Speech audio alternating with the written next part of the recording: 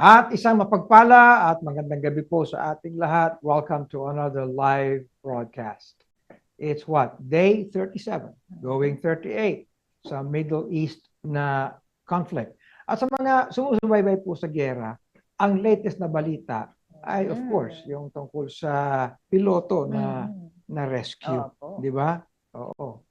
And pero meron pang iba dapat tayong minomonitor, no? Opo, lalo Ano na po yun? dito sa ating bansa, no? So sigurado po ako, Bishop, nga sabi niyo po marami ang nakapanood at nakakabasa ng mga balita po na nangyayari sa Middle East conflict yan. So balit habang patagal po ng patagal ang gyerang ito ay mas lalo po nating nararamdaman ang krisis, hindi lang po sa pagtaas ng oil at gasolina, pero pagtaas din po ng lahat ng bilihin. No? So bukas po, actually, every Tuesday po yung inaasahang taas ulit ng presyo ng diesel at pati na rin po yung LPG at pati po yung kuryente. Yan po yung latest. Ano? So talagang malaki Yes. po ang impact ng conflict na ito sa mga bansang gaya po ng Pilipinas na halos 98 to 99.7% ang crude oil import.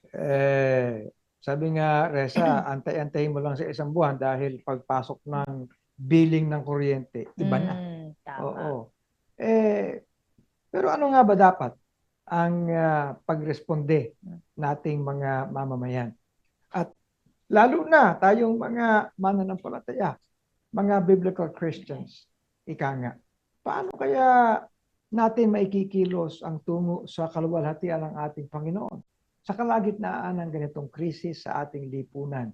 Ano po? Anong dapat nating gawin? Tatalakayin natin yan sa ating episode na bago. Ayan, tama po yan, Bishop. Ano? So abangan niyo po ang ating mga makabuluhang talakayan at kwentuhan. No? Sisimulan po yan sa ating What's Brewing. Kasama po natin mamaya si Dr. Enrico Torres at Diane Peralta, to be followed by an interesting discussion naman po sa Espresso Self. Kasama naman po ang heads of families, no? Gaya po nila Kuya Rolly and Kuya Greg. Yan po yung mga guests nila. So manatili po tayong nakatutok. Stay with us for an hour of good talks. Ako po si Reza Abante Yebra. At ako naman si Bishop Ruben Abante. Join us and let's have good talk over good coffee. Welcome to the Lighthouse Cafe.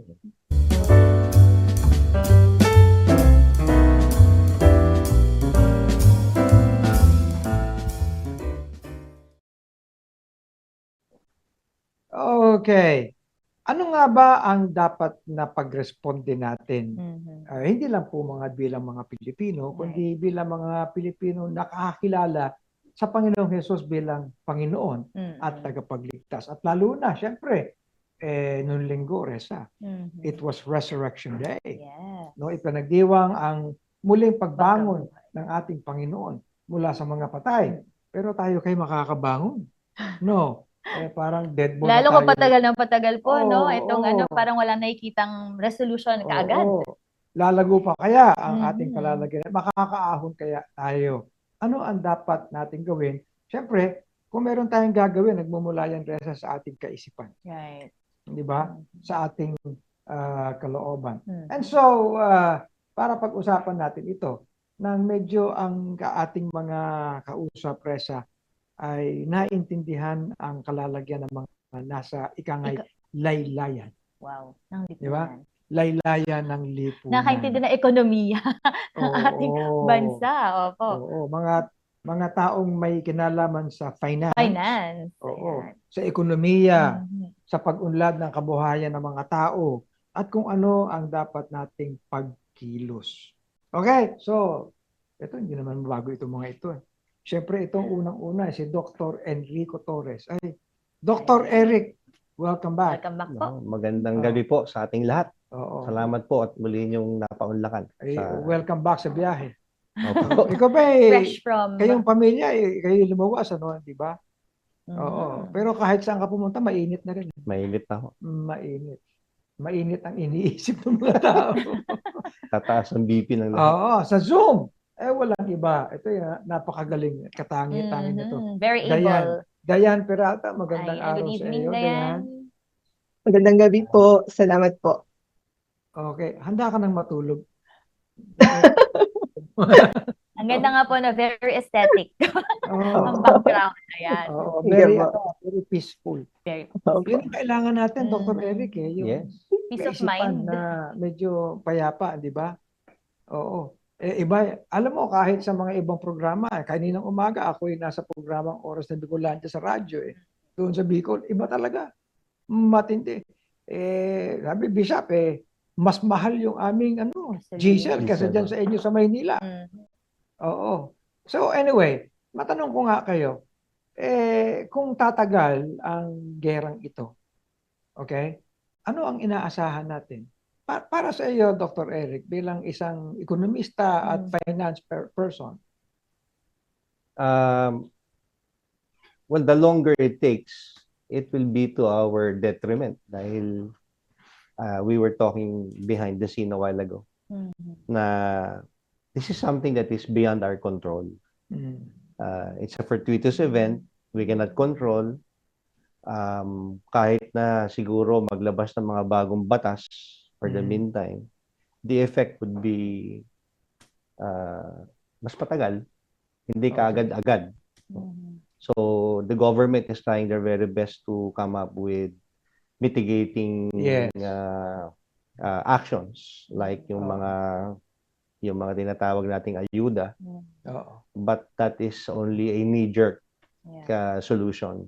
It's not a Yes. long-term solution. Oo. Bilang isa na galing sa banks, mga banking na mga ano ang pananaw ng mga bangko sa mga bagay na ito? Unfortunately, Ang bilin sa akin sabi, hindi pa naman tataas ang interest, Bishop, pero mangyayari at Open mangyayari pa yan. ba na magpa-loan? Yun Oo. yung mga ganun. unfortunately, hindi tataas kasi hindi naman sila magpapautang. So hindi talaga So, nagiging limited ang The pagpapautang. banks would be very Careful. Selective. circumspect and very selective in lending Mhm. to selective institutions. Yes. And if you're going to analyze the whole situation, ang mga pautangin yan, yung mga oil companies. Ah. So, ibig sabihin, hindi lang sila selective, pero talagang ang pipiliin nila yung merong kakayanan Kakayanan. magbayad ng ipauutang. Siyempre. Ano ko ba sasabihin? Parang kasi while I was having our vacation, I was studying what's going on. I don't know for what reason. Naabot ako ng gabi, binabasa ko, ina-analyze ko. Mhm. Biglang tumawag si Reza na I'm being invited for.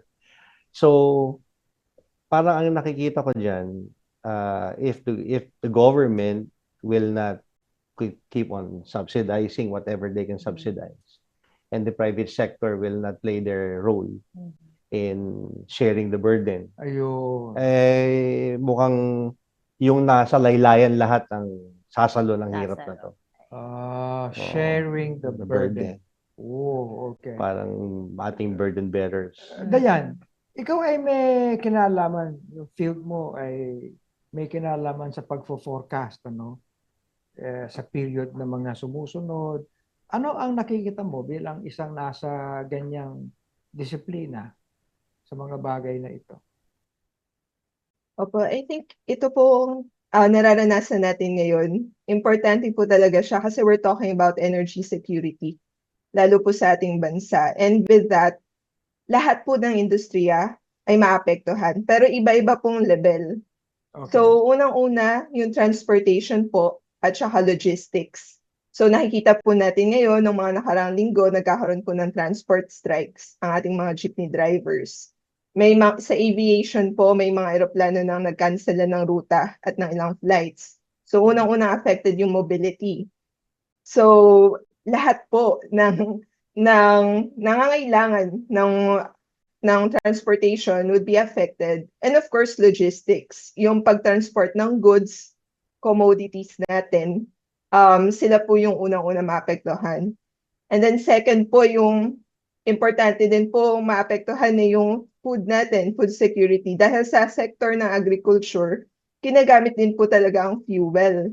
At actually, hindi lang po fuel. Even may mga imports po tayo from the Middle East din po, like fertilizers, mga metals na ginagamit po as input sa mga iba-iba nating industries. So, yun po. Ngayon, talking about yung mga nasa margin, ang ating mga magsasaka at ang ating mga fishermen affected po sila kasi they need fuel para po sila ay makapagsaka, makapangisda. So, and even matransport yung goods nila sa target markets ng mga yun. Lahat po yun magsuslow down. And kung worst case po, talagang magiging limited ang supply natin sa bansa. Oh. Mm. Eh kung ikaw mangingisda sa West Philippines nakakatakot na yung seguridad doon. Ang mahal pang pumunta sa Mahal. laot. Oo. Oh, eh paano Hindi ka na? pa sigurado na mabebenta mo dahil na mahal yung farm to Oo. market po. No? Dapat pala meron tayong guest na nasa mental health.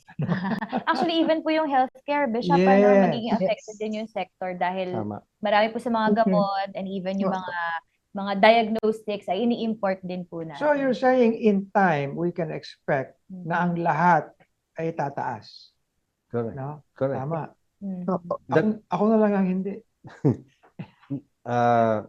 In unison with what Diane mentioned a while ago, I strongly agree with what she's saying. That's the reason why the government should not only be using itong sinasabi ko mga knee-jerk solutions. Kasi, for example, yung 5,000 na ayuda sa mga Grab, etc. Pero mas dapat bigyan ng Mga ayuda yung driver. farmers Yung farmers, yung fishermen. And I was again saying to Reza a while ago, yung farm to market, farm to table, for example, dapat yung mga bumabiyahe doon ang binibigyan ng ayuda. Dapat nga wala na mga toll fees. Meron mga selected na mga areas na walang toll, pero dapat totally kapag dala-dala pagkain papunta from the provinces going to Metro Manila, dapat wala ng toll fees yan kasi now that the president has declared itong nasa tayong dilemma na ito, no? So will that be able to give relief? In which areas? Ano yan, Bishop? Meron tayong Supreme Court ruling, yung David versus Macapagal, if I'm not mistaken, Macapagal Arroyo, that the president can always declare a national emergency. I think it's under Article 6 of the Constitution, that the president is really allowed to declare a national emergency, but to exercise emergency powers, he would need the authorization of Congress. Okay. So Congress must lay down what are the powers that he may exercise in order to answer the national policy of the country. I Without this see. authorization. Kaya pala ang inuna niya yung government offices muna into 4 days. Yes. 4 a week. days. Oo. Buti na lang wala na nga po mga pasok yung majority na mga. Pero ito po bang latest yung for example, 'di ba sa balita ay yung parang may safe passage supposedly ang mga Philippine sa Strait of Hormuz. Yes. Would it help po ba in the long run para mais yung lalo yung supply ng gasolina or oil? It will help in the sense that there will be supply. Kasi kung hindi tayo iipitin, yung walang choke, no? Pero yung pagtaas, it will not because actually I heard actually a comment na for whatever price we get oil, mag-imbak lang tayo because the more that we have, the more na magiging stable ang price. However, na medyo mataas, pero stable ang presyo. Tama ba yun? What can you say? Ikaw, Dayan. Ako po, kasi we're already in crisis sa ngayon. It would help, pero I mean, ngayon pa nga lang po, sabi, di ba, limited na po ang supply. I think yung better way is to really reduce dependence sa petroleum. Like we can turn to our renewables. Napakayaman po ng Pilipinas. Napakadami po nating alternative sources of energy. Yun po ang ating explore. Kasi tama po, makakatulong yun. Kasi kaya po talagang ang bilis natin na-absorb yung shock ng high fuel costs ay dahil 98% dependent po tayo sa petroleum na ini-import from the Middle East. Pero kung meron po tayong ibang sources, it will be significantly reduced. So it's time to look at those alternative sources po of energy. Bishop, yung Yes. ano lang, no? aside from the other sources, yun yung sinasabi ko kaninang hindi natin makokontrol. Long term yan eh. Pero napakaganda nung sinususob nyo, Bishop. Dapat talaga merong, ang tawag natin yan, SPR.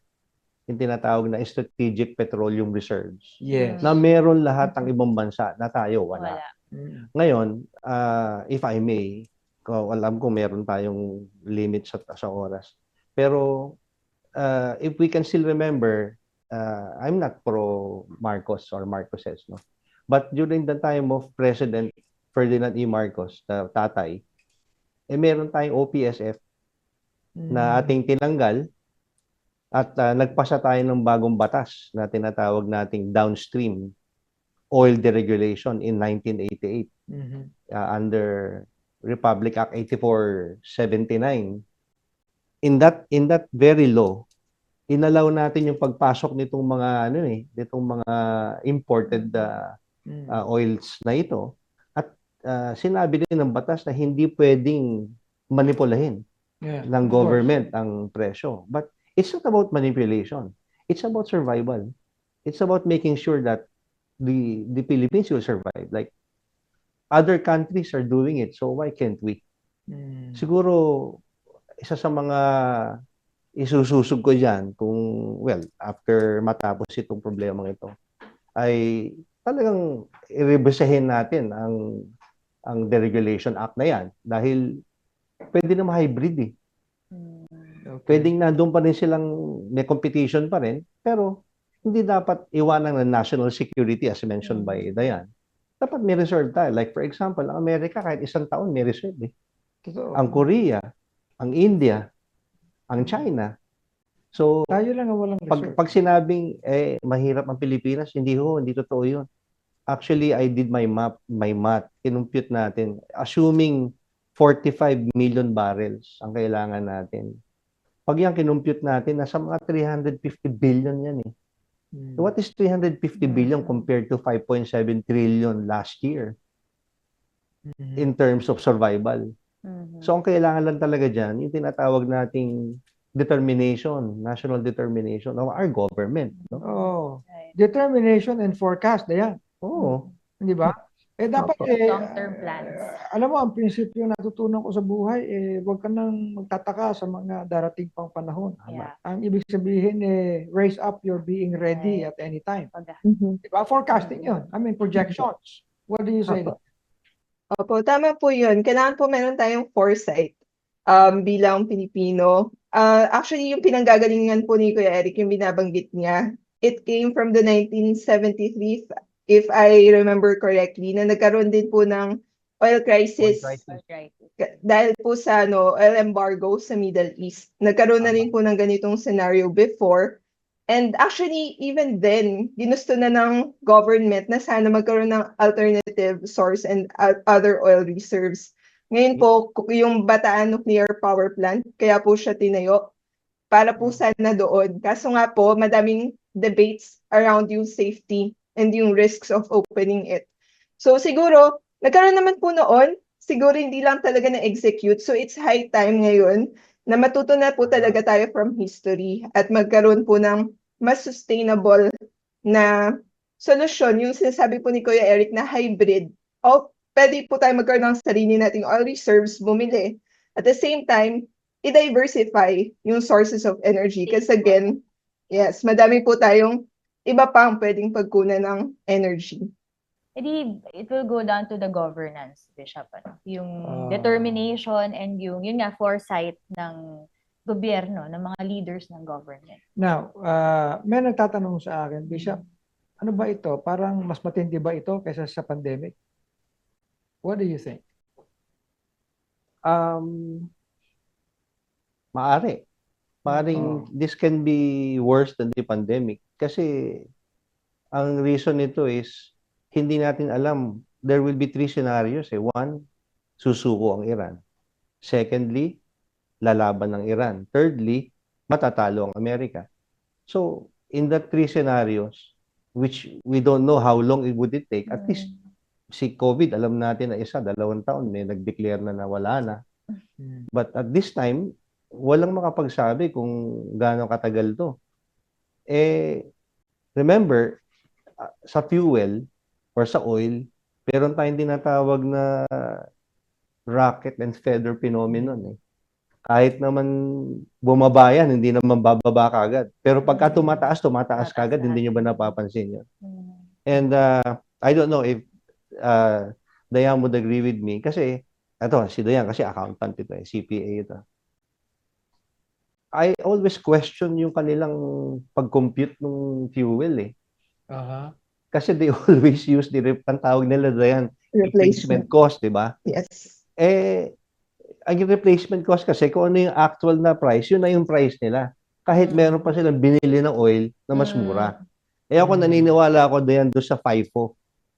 First in, first out. So, kung ano yung binili mo, yun muna dapat na Dapat ibebenta hindi- mo para mababa lang ang Hindi presyo. umakyat. So, ang sinasabi naman ng oil companies, hindi, ginagawa namin to kasi kami yung mag-absorb nung, kumbaga, yung Yeah. binili namin mura, bibili kami ng just a bago. note here, Diba? I'd like to Oo. kasi okay, sige, replacement cost.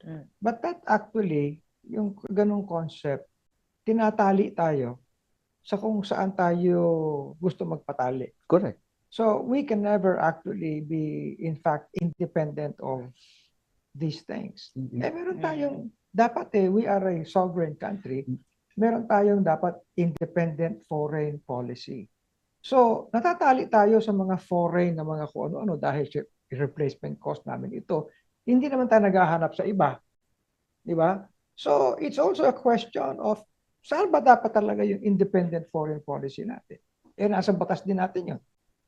That's the reason, Bishop, that I'm trying to say that we have to review our laws. Because our laws were passed favoring the foreigners. For example, right now, we have the oligopoly. We have the three. Big Doon sa tatlo, isa lang ang Pilipino doon, si Petron, which is privately owned. Oo. So, whether you like it or not, ang tinuro sa atin, kapag yan, corporation yan, they were not created or established to lose money. They were established to make money. So, Okay. I'm not quite sure if Petron will be willing to dive their prices just to save the economy of the Philippines. Because they were not created to lose. They were created to make money. Compared if it is the government who's now running the show. Because government was really created, part of our sovereignty and part of our being a state. Pero doon na nga Diba? nanggaling yun eh. Ano po? Di ba? Dati meron ng ang government patungkol sa bagay na yan. Binigay sa kanila, babalik na naman sa government. Because in effect, Bishop, parang lumalabas, we have to admit na merong mali dun sa batas na yun. May pinapaboran na... Kasi whether we like it or not, meron talagang tatlong malaki eh. Yung tatlong malaki, yun na nasusunod eh. And sad to say, siguro naman they will not condemn me for telling this because I used to be a banker as mentioned by Bishop, and fortunately or unfortunately, I'm one of the senior account officers of Metrobank handling the oil companies. So which means all of siguro naman hindi na ako kasama ngayon kasi wala na ako sa Metrobank, so I can disclose this. Billion ng mga credit lines nila eh. So they can always avail of the credit facilities and supplement their working capital if they need to. Okay. So, but the common taos like us, wala naman tayong credit lines eh. Yeah, but in respect to what Dayan said, we need to have alternative energy Yes. sources. But tayo din na nagpapatali sa labas. No, we cannot actually live up to how we should be independent of this and develop our own resource. Correct. Tama ba yun, Dayan? Opo, tama po. Actually, kung babalikan po natin yung history kung bakit po tayo nagka-oil deregulation law, malaki po yung parte dahil may utang po tayo sa IMF. Tama. So, isa po yan sa structural conditionality ng utang natin sa kanila.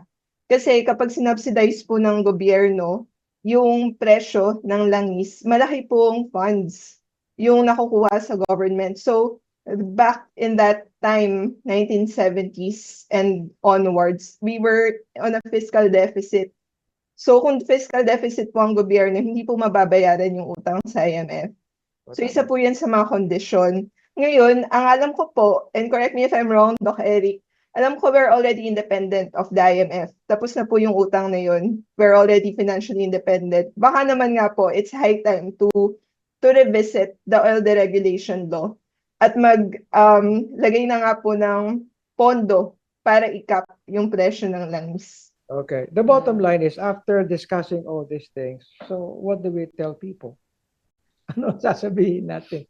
Paano sila magkakaroon ng mas magandang outlook sa kalagitnaan ng mga usaping ito?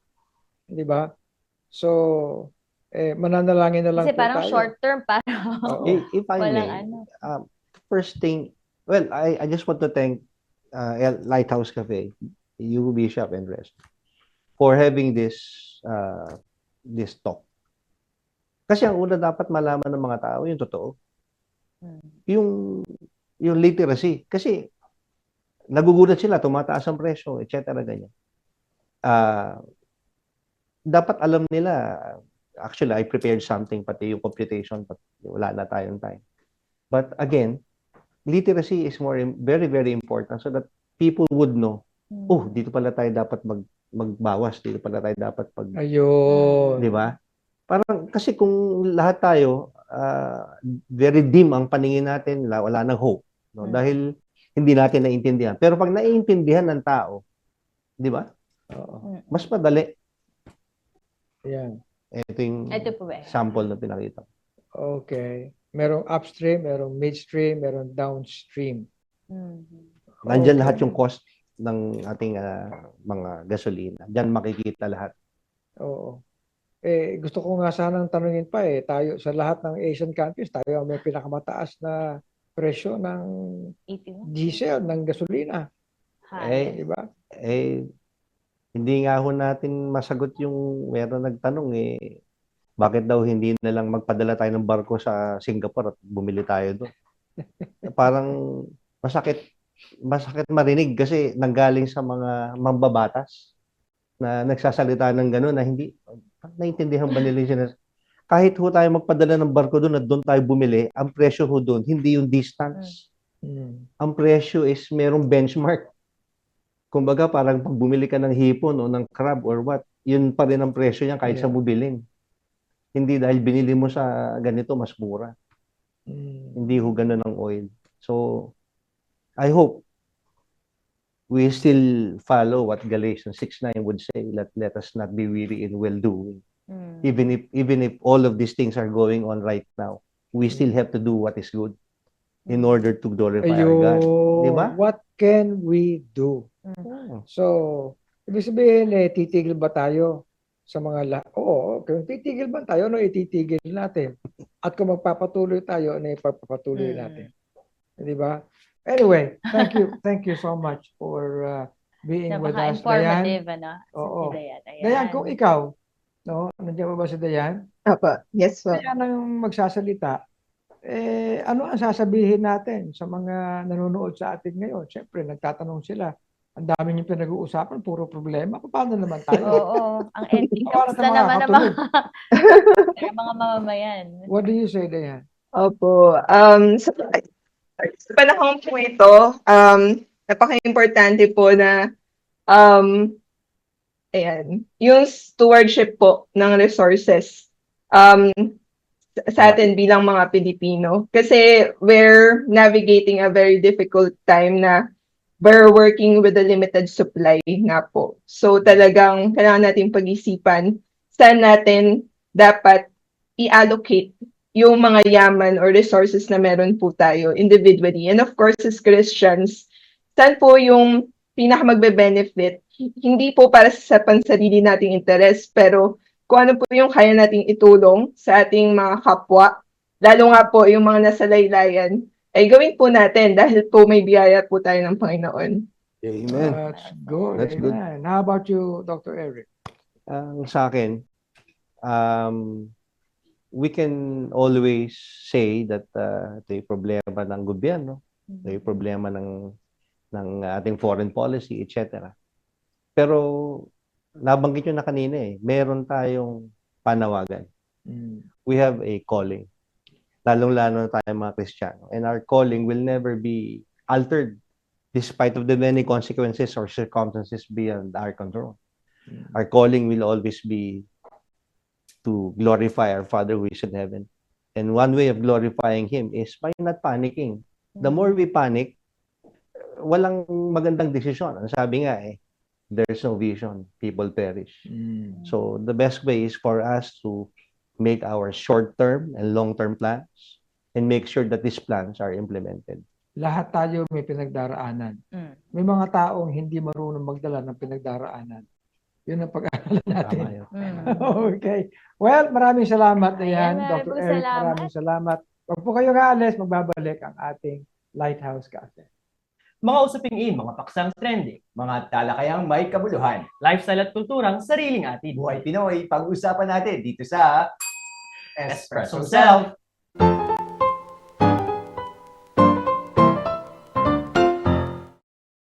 Ayan, Harvey and Antoinette, no? Yes. Nasa 37th day na tayo mula nung nagsimula yung Iran War noong February 28. And since then, we have seen exponential increase in the price of gasoline, diesel, lalo na tuwing Webes or Tuesday, no? Balita ko nga, bukas daw, talagang mararamdaman ng pagtaas naman ng LPG at kuryente. Sa mga araw-araw na nagluluto, ang presyo raw ng LPG ay tataas mula 990 to almost 1,500. Oo, tama Gabi. At syempre sa family din namin, syempre ramdam din dahil yung epekto ng crisis na ito. Dahil syempre meron kaming monthly na para nakatabi for fuel. So syempre kailangan din namin siyang i-adjust. And of course, may mga kailangan din tayong babaan para, yun nga, no, to compensate for other items na kailangan talaga natin. Necessary siya everyday. Ikaw naman, Har. Alam mo, sa amin naman sa workplace, specifically, nauna na dyan yung government. Nagpatupad sila nung compressed work week. So, nagpatupad sila nung 4 days to work, longer hours, para yung one day Friday would be rest day, or at least hindi na pumapasok sa office yung mga tao. Whereas kami naman sa private sector, we also started re-implementing work from home arrangement na 1 to 2 days in a week, at least para ma-ease yung burden, yung pagbawas ng transportation expenses ng ating mga manggagawa. And kitang-kita mo even sa daan, no? Sa araw-araw na pagbabiyahe, talagang nababawasan yung mga sasakyan. Effect talaga siya. Yes, ramdam na ramdam siya. So for tonight, may mga kasama tayo na heads of their own families and we want to understand how they cope and continue to be a blessing, no, sa kabila ng crisis na ito. And so we welcome to Espresso Selves at Po Lighthouse Cafe si Kuya Rolly and Kuya Greg. Good evening. Good evening po. Hello po, magandang araw po sa inyo ng mga kuya ko talaga ito hinahanap ko to. Pero for the sake of our viewers, maybe a quick introduction lang kung gaano kalaki yung family ninyo, ilang years na kayo married para makarelate sila sa inyo. Kuya Rolly, why don't you start? Yeah, so my name is Rolly Teologo. I'm currently working in sales operations in the franchise industry. At kami yung nakatuon sa mismong business operations. On a personal side, you're right, I'm a family man, a father of 4. 4? Oh, yeah. Wow. Big Ayan, family. so, at ako po ay bahagi ng Lighthouse 1, Lighthouse District 1, isa po ako sa mga sentinels sa aming distrito. Ayan.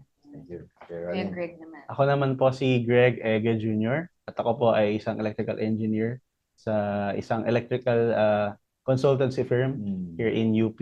And ako rin po ay isang family man, no? Isa pong anak at isang wife.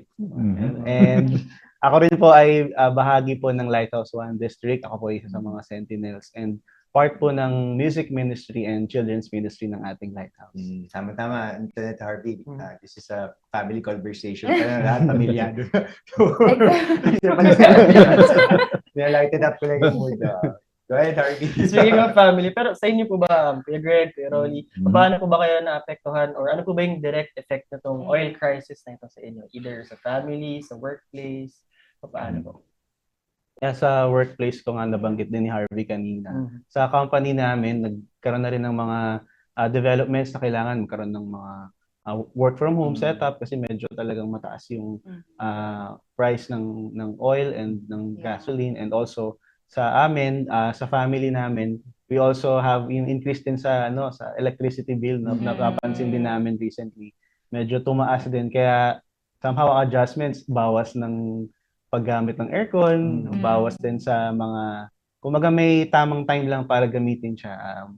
May mga peak hours na medyo iniiwasan namin para hindi masyadong mataas yung electricity rate namin sa bahay.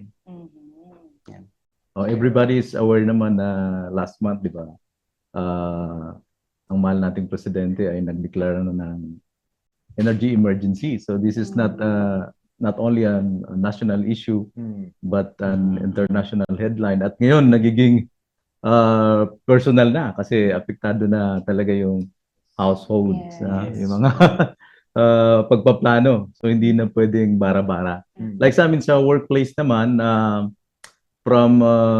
kasi nasa franchise industry ako right now, sa operations, from 3 times a week na frequency ng delivery namin ng logistics, we'll be cutting it to once a week.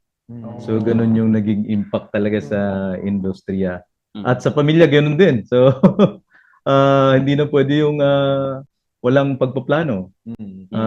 Let's say for example, bibili ka ng pipeline para sa water line mo, and then nakalimutan mo yung gripo, and then nakalimutan mo yung tiplon, di ba? So maraming nagagastos pabalik-balik. So kailangan natin ng planuhin.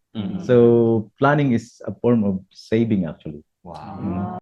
At saka ang nakukuha ko, especially siguro kay Kuya Rolly, no? Kasi medyo older na po yung mga anak ninyo, no? Yes. So parang nakukuha ko dito na even yung mga anak, kumaga hindi lang nakadepende sa mga magulang yung yun nga yung pagsisave, yung mga adjustments na ginagawa nila. Pero maganda po no na nagkakaroon din sila ng sense of responsibility. Pero kayo po as syempre heads of your own households or your own families, meron po ba kayong mga para, of course the war is still ongoing. Ano po yung may mga fears and siguro mga apprehensions na maaari if ever po meron no, na nararamdaman ninyo? Of course being a Christian, pero normal din po na maaaring maramdaman natin ito. So kayo po. Yeah, actually since mas mataas yung prices natin ngayon, talagang pinag-uusapan din namin ng family namin paano talaga magtutulungan dun sa funds for our household, di ba? And actually since I'm an electrical practitioner din, may mga bagay din na tinuturo sa amin sa institution namin sa IIEE for specifically na yung ating government meron namang kumaga may act na ginagawa para maibsan yung dependency natin sa fuel. So one of the acts nga na nabanggit sa amin during our mga meetings, kasi part ako ng membership namin dun sa isang chapter namin, is yung Renewable Energy Act. So somehow nagko-cope up na tayo in the Philippines kung paano tayo mas magkakaroon ng renewable energy or yung generation ng products natin for the electricity. Ang nabanggit sa amin, around 22% na yung renewable energy ngayon sa Pilipinas. Kung napapansin nga natin, may mga rooftop solar na, 'di ba, na mga na technologies na ginagawa.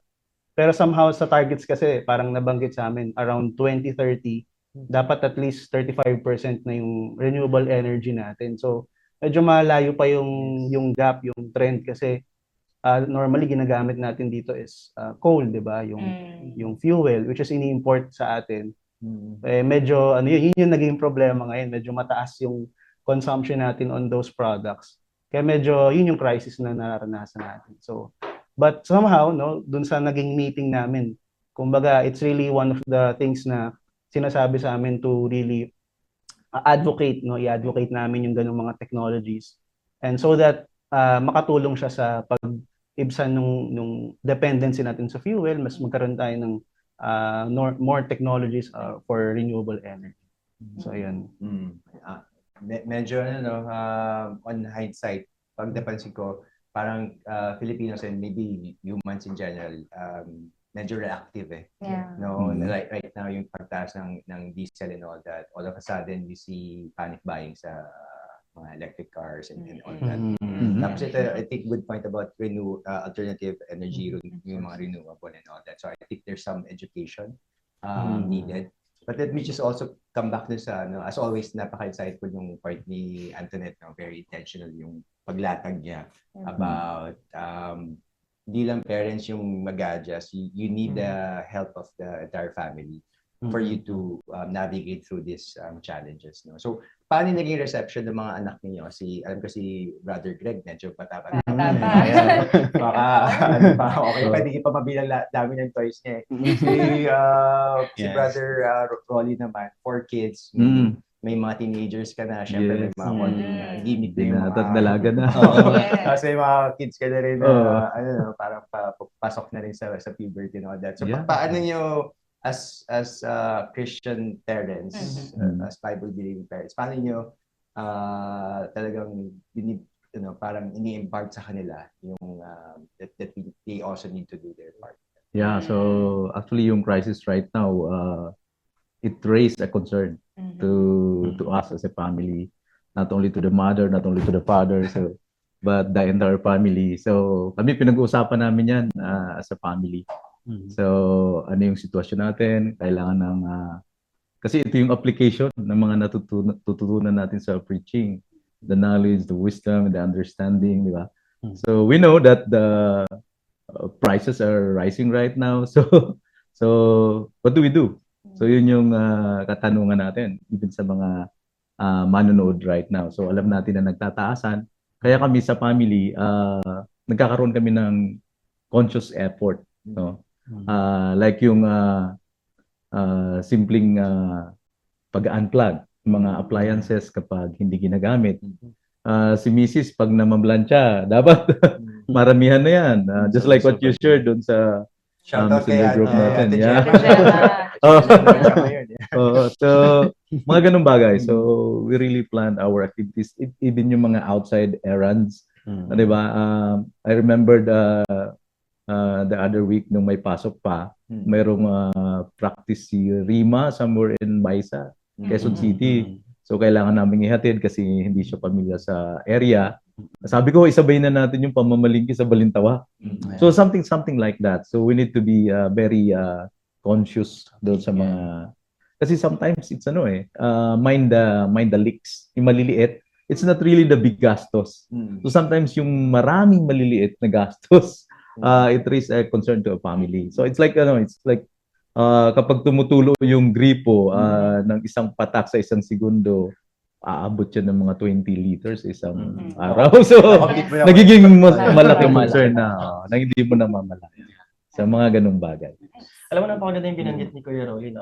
When it comes to application, binanggit niya kanina what they're doing, yung conscious efforts, itong mga small steps, minding the leaks, what he said. Siguro, may question for Kuya Greg. With the past COVID pandemic, ano yung sa tingin mong natutunan nyo as a family or as an individual, as a head of the family, that you think can be applied dito sa nararanasan natin ngayon? Of course, being as Christians, being biblical Christians. Actually, sakto yung tanong ni Harvey kasi kanina sa office, pinag-uusapan namin yung COVID tsaka yung ngayon, no? Ang difference kasi sa COVID is we're very mobile and kaya yung transportation Although may health concern lang tayo na susundin. Dito kasi walang health concern masyado pero yung transportation and yung pag-mobility natin yung affected, medyo mataas yung kailangan nating price na i-sacrifice, no? So, for that, talagang medyo nagkaroon na ng mga digital technology na rin somehow. So, medyo nakatulong na rin siya para mas mag-easen yung ginagawa natin ngayon, no? Kaya nga, somehow may mga work from home setup na rin kami sa work. And nabanggit din ni Senti Rolly yung sa household, 'di ba? Actually tama yung sinasabi nila kasi even sa amin nabanggit din sa amin na yung Meralco pala, meron silang program na tinatawag na yung pagka mataas yung peak hours. Usually doon dapat iniiwasang gumamit ng mga appliances Although medyo mahirap siya, 'di ba? Kumaga kasi usually sa peak hours tayo nagtatrabaho or gumagamit ng kuryente, nainitan, nag-aircon, di ba? Pero kung kahit gawin namin siya, minsan nahirapan kami. Pero minsan yun yung way to reduce somehow yung electricity bills na para sa makasave ng konti, di ba, per household. Ayun. So, syempre napag-usapan po natin kanina yung knowledge, wisdom, and understanding. So, going back to that, Ngayon naman po, no, ano naman siguro yung mga biblical principles and verses that you hold on to and you try to also, hindi lang ituro kundi parang isa pamuhay para una sa lahat sa mga nakita sa inyo na which is your family members. Siguro we can start with Kuya Rolly naman po. Yeah, so this reminds me kung ano tayo at sino tayo. So from Ephesians 2:10, no? We are His workmanship, created in Christ Jesus unto good works, which God hath ordained that we should walk in them. So kahit nasa krisis tayo, kailangan nating gumawa ng mga bagay na makakalugod at makaka-please sa ating Panginoon. I think that's the that's the principle I always look at, and of course to my family as well. Kailangan alam talaga natin kung ano tayo. Kasi everyone is bumabalik dun sa sa hierarchy of needs, yung physiological, the food, the air, the shelter. Pero tayo ganun pa rin. Sa panahon ng crisis, kailangan natin gumawa ng mga bagay na makakalugod sa Panginoon. Yes. Kuya Greg naman. And also syempre hindi maiwasang yung family members natin talagang nag-worry sila, di ba? Parang sila yung minsan sa family man parang parang strategic na kami na okay, alam na namin yung gagawin. Pero pag uuwi sa bahay minsan may concerns, di ba, na nag-worry sila. So I also remind my family and yung mga kasama ko sa household na huwag kayong masyadong mag-aalala kasi ang Panginoon is alam niya kung ano yung what future will hold to us, hawak niya tayo, di ba? So whatever man yung mangyari is alam ng Panginoon na may plan na siya para sa atin, di ba? Na hindi niya tayo pababayaan. And sabi ko nga sa amin minsan pag nag-worry talaga, one day at a time lang, wag masyadong mag-worry sa mga susunod na mangyayari. Isipin lang natin kung ano yung kailangan gawin for today. And then maglingkod tayo patuloy sa Panginoon kasi syempre itong nga nararanasan nating krisis talagang minsan iisipin natin parang nakakagastos po. Pupunta tayo ng church, parang challenging sa atin. Pero sa atin hindi dapat, no? Kasi tayo ay dapat nagpapatuloy. Kung yung setup ng mundo iba sa atin, dapat kung sila work from home tayo, hindi, dapat tayo ay face to face, tayo ay nagpapakita at nagjo-join, kumikilos, no, kasabay ng ating eklesiya.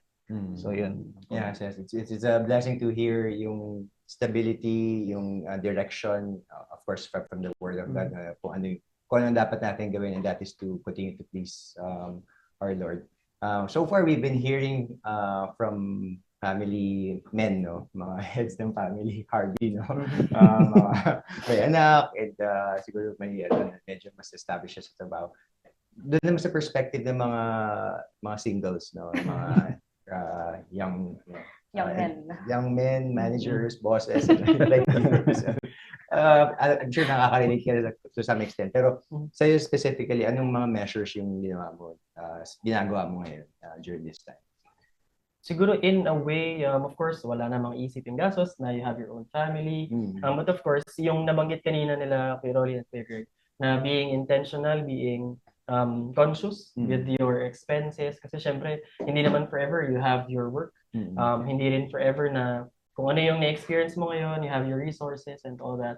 Of course, given this global crisis, fuel, hindi lang siya dun eh. Now, we're expecting na even yung energy. So, tuloy-tuloy na siya. But of course, aside from having that conscious effort na manage your resources properly, it's actually being a good steward of what you have. In the end, syempre, para saan ba yung resources mo? Para saan ka ba nagtatrabaho? Of course, it's to, of course, provide your tithes, your offering. And syempre, aside from financial resources, yung sinabi rin ni Kuya Greg kanina, no, na patuloy pa rin tayo pupunta sa services, to our church coming together. So I think yun yung nakita kong small steps that I am consciously doing. Thank you very much, Harvey. I think you're ready. May question ka pa sa akin? Bumawi ka naman. Hindi ako naman siguro, syempre, we've been talking ito, syempre sila yung ating in-interview. Pero if now, yung siguro ito yung opportunity din for you to be able to also provide or give any suggestions or recommendations, and even something that you can encourage our viewers. So pwede po mag-start from Kuya Rolly, Kuya Greg, and of course, di natin i-miss si Kuya Gabby. Yes, Yeah. thank you very much. Yeah, and encourage your fellow family heads po. Yeah, so as a family head, so we need to be stronger in faith in times like this. Because faith does not ignore the reality.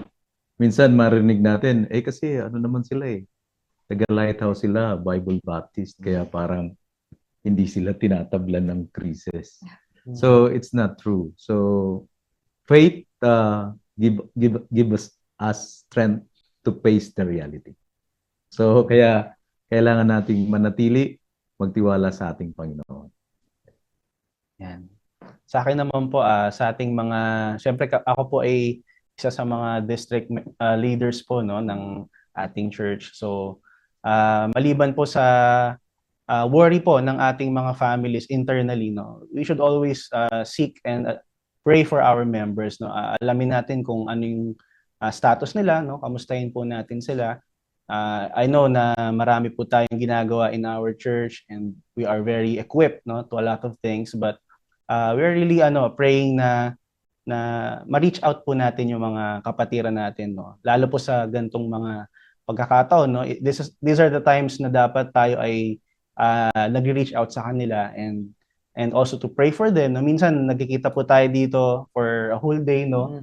Iba pa rin kapag talagang personal mo silang may personal touch no, na nakakausap niyo po sila. So be mindful to our members, be conscious about them kung ano man po yung mga possibly na challenges din.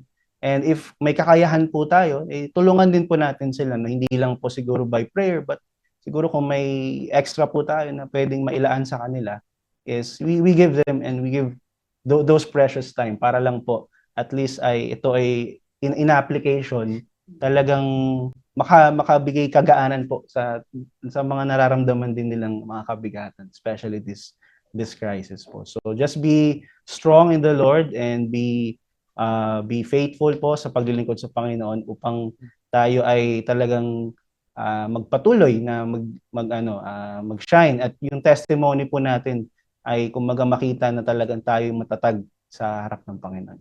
So yun lang po. Yes. Great. Well, thank you for that question.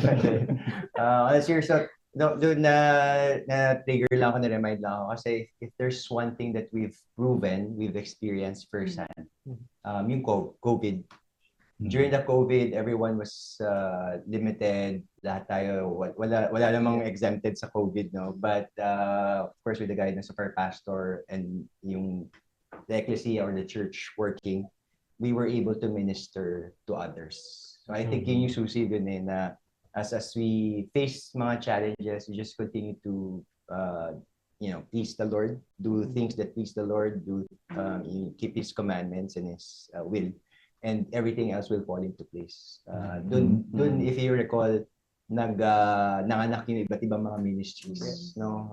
You can imagine nagkaroon tayo ng mga riders, mga free delivery, nagkaroon tayo ng mga home care, remote care, yung ating alert, L-Watch natin, and all other ministries, napakadami pa. Yung fellowships, nagpatuloy siya. Yes, Yes. online virtual Even fellowships. it even elevated yung quality ng ating mga virtual fellowship, yung pagiging effective, yung ating pag-minister sa mga kids natin, yung children of light love. Dami. So I think it's an opportunity for us to open more doors, more windows of opportunities nga to minister to others. I remember as basic as mga nagsasuggest na mag-carpooling na may extra gas ka pa dyan. Yung mga may fleet card, may discounted rates, baka makatulong, no? Education, pagtulong sa mga members natin on how to deal yung conserve yung mga fuel, electricity, and even sa mga nutritionists, no, I remember may mga nagtatanong, given yung increase ng prices ng mga pagkain natin, meron ba mga alternatives na nutritious, high pa rin in protein, in all the nutrients, na medyo mas makakatipid? So I think that there are many ways and many opportunities for us to really, lend a helping hand sa ating mga, not just sa ating mga kapwa members, but even especially to the community. I remember also just 2 weeks ago, we continued with our community wellness outreach, yung ating dental medical mission plus plus, no? So even yung mga costs and all that, hindi natin masyadong inisip. The Lord continues to provide. What can you say about that? Naalala ko lang yung preaching ni Bishop, ni Pastor kahapon, no, na sinabi niya, no, na ang biyaya, ang grace ay hindi lang yan parang commodity na tinatanggap natin. Because if it is grace, then it should, yung operation niya, it operates, it equips us to move. And even wala naman siyang parang sinasabi na to move when things are only easy or convenient. Actually, napuprove natin na ito'y biyaya ng Panginoon when we are humble, when we say na realize natin by the working of God's word na ito'y limitado tayo, but we continue to move and we continue to be willing to continue sa ministry. Kagaya ng sinasabi ni Kuya Greg, nakakatuwa na marinig from heads of families na hindi tayo titigil, hindi tayo manlulupaypay just because things are hard or difficult right now. So kaya ngayon, mas makikita natin, mas magliliwanag at mas kikinang ang biyaya ng Panginoon sa atin as we continue to move and to serve the Lord as an ecclesia. I thank you. Yan, naalala ko lang quickly yung binanggit kasi about nutrition and about moving. I think also part of Pastor's preaching yesterday, yung binanggit niya na we also should keep ourselves healthy even at this time. Kasi syempre, again, babalik pa rin tayo sa paano tayo makapaglingkod. If we're not physically healthy, if we won't be physically present, para gawin natin mga ministries. Parang medyo pattern pa rin siya to COVID, no? Yung pandemic at pinag At magastos magkasakit ngayon, lalo na. And as yung mga small things na coming from, we of course discussed yun sa family. I just remember kaninang earlier, no, yung daughter ko. So since nagko-conserve ko na yung energy, down mo na yung mga iPad, mga cellphones and all that. Nagkwentuhan lang kami sa sa bedroom. Probably that was, siguro pag interview niyo siya 2 years old pa na siya, what's your most memorable moment? My top with my dad. Ito lang kami. Binigyan namin kung sino yung mga cousins niya na dumami ng dumami. Mga kaibigan ko din cousins namin.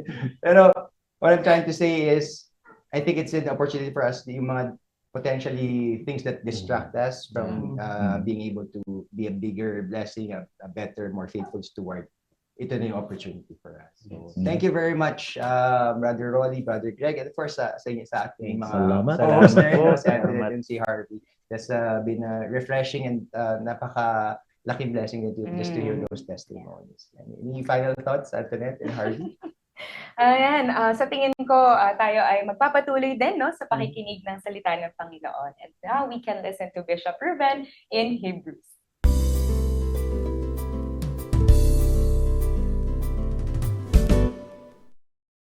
And welcome to Hebrews. Ito po ang segment sa ating Lighthouse Cafe na naglalayo na bigyang daan sa ating buhay, sa ating kaisipan, sa ating pagkilos. Praktikal na buhay, ang katotohanan, katuruan ng salita ng Diyos. At palagay ko ay napaka-praktikal, lalo na sa ating kalalagyan sa mga oras na ito, na napakamahal na mga bilihin, lalo na ang fuel. Ano po? Well, dumadalangin po tayo na ang Diyos ay kumilos upang tayo makaahon, maibsan tayo sa mga kabigatan. Pinanalangin natin ang mga iba't ibang stakeholders, mga kabahagi natin sa lipunan, na ang pamahalaan ay makakilos at ang mga kababayan natin ay maging maayos o kaya naman tumigil ang gera. Ano po? Pero ano kaya? Mangyayari kaya yun? Now, in the event na parang hindi po tumigil ang lahat ng ito at magpatuloy araw-araw kung kailan pa, anong gagawin natin? Okay? Ang Diyos ba ay tutugon sa ating panalangin dahil lang, syempre tayo dumadalangin sa Kanya? O ano pang maaari nating gawin? Bilang mga mananampalataya, and I speak I talk to biblical Christians sa panahon pong ito. Okay? Ayos naman po dumalangin tayo sa Panginoon. But what does the Bible say? In 1 John chapter 3 and verse 22, ito po yung sinasabi na banal na kasulatan. Whatsoever we ask, we receive of Him. Tinatanggap natin mula sa Kanya ang lahat ng ating kahilingan. Bakit po? Dahil ba tayo dumadalangin lang? Let us consider kung ano ang dahilan kung bakit ang Diyos ay nagkakaloob at naghahatid sa atin ng ating mga hinihiling. Dalawang bagay po. Number one, because we keep His commandments. Number two, because we do those things that are pleasing in His sight. Ano po talaga ang ibig sabihin ng because we keep His commandments? Marami naman pong kautusan sa banal na kasulatan. Subalit hindi lang po natin binibilang ang mga kautusan. Binibilang natin ang bawat instruction. Ang bawat bilin ng salita ng Diyos. Kung merong rebuke para sa atin, tayo po ay tumatalima. Warnings kaya o kaya ehemplo. Ang lahat po ng mga ito ay nagbibigay sa atin ng kung ano ang kalooban ng Panginoon. Sa wikang Ingles, lahat ng ito ang nagde-define sa atin ng will ng ating Panginoon. So, instead of looking at this verse and taking it as keep His commandments, dahil kung commandments lamang po, baka ang tinutukoy natin 10 utos, hindi po. Sapagkat sa New Testament ay napakaraming bilin ng ating Panginoong Hesus. In fact, doon sa Matthew 28, yung sinasabing Great Commission, ang sinasabi ng Panginoon ay teach them to observe all things whatsoever I have commanded you. So, ibig sabihin, we need to keep the law of Christ. Okay? Not the law of Moses, but the law of Christ. Tayo bilang mga mananampalataya at mga tumanggap kay Kristo bilang Panginoon at tagapagligtas. So, yun po ang una. Keep the laws of Christ. Oh, marami po yun. Tulad ng paano tayo kumikilos para sa ating mga kapatid, para sa ating mga kapwa, para sa ating mga paglilingkod sa Kanya. Okay? Makitaan tayo ng love, joy, peace, long-suffering, gentleness, goodness, faith, meekness, temperance. What about yung ikalawa? Because we do those things that are pleasing in His sight. Sapagkat ginagawa natin ang lahat ng mga bagay na kalugod-lugod sa Kanya. Well, to obey your command, good po iyon. But more than just doing what's good, is doing what is pleasing. Yung ngingiti ang ating Panginoon. Sapagkat may mas matayog po tayong pagkilos at uri at kalidad ng pagkilos, even more than just obedience. Meron tayong willingness kumilos, even sacrificially. At gawin po natin ito, lalo na sa ating mga churches, sapagkat doon po naluluwalhati ang Panginoon. Ay sinabi sa Ephesians 3:21, to Him be glory in the church. Kaya, ang ambag po ng programang ito, kung mananampalataya tayo, gawin na muna natin ang lahat ng bagay na inaasahan sa atin ng ating Diyos. Ang bilin niya sa atin. Then, He will look at what we need and will give the things that we need and we ask for. Blessings po sa ating lahat.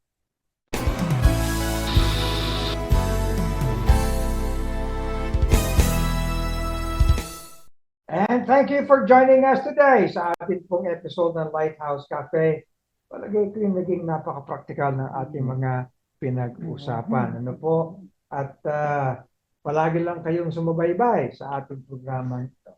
Yes, at maraming salamat po sa ating mga naging guests, sina Dr. Eric Torres, Ms. Diane Peralta, Mr. Rolly Teologo, and Mr. Greg Ege Jr. And you can rewatch and share our episodes from Facebook page and YouTube channels. Just look for Lighthouse BBC, Great Commission TV, or GCTV Asia. Sa YouTube naman po, look for GCTV PH. And make sure to like and subscribe. At para naman po sa mga on the go, meron pa rin po tayong podcast sa Spotify. Hanapin niyo lamang po ang Lighthouse Cafe and you can listen to our episodes anywhere you are. At nagpapasalamat din po tayo sa ating faithful na tech and food team. Nandyan po sila Tito Edwin Ballesteros, Jed Gamboa, Aaron Joy Abante, Ia Alcid, Jeff Alvarado, Leo Alpas, Japs Dominguez, Chris Fortes, Emily Ballesteros, Daisy Cu, Malu Inirino, and Jabez Gapoa. We also would like to thank our ministry partners for Gospel's Catering Services, Good Food for Good Talks, Hub 105, Haircutters Republic, yung po sa Q Plaza Mall, no? Kay Tarizal for good grooming naman and good haircut. Okay, so join us again next week, Monday night, same time, 8:30, for another live broadcast ng ating Lighthouse Cafe. Where good talks happen.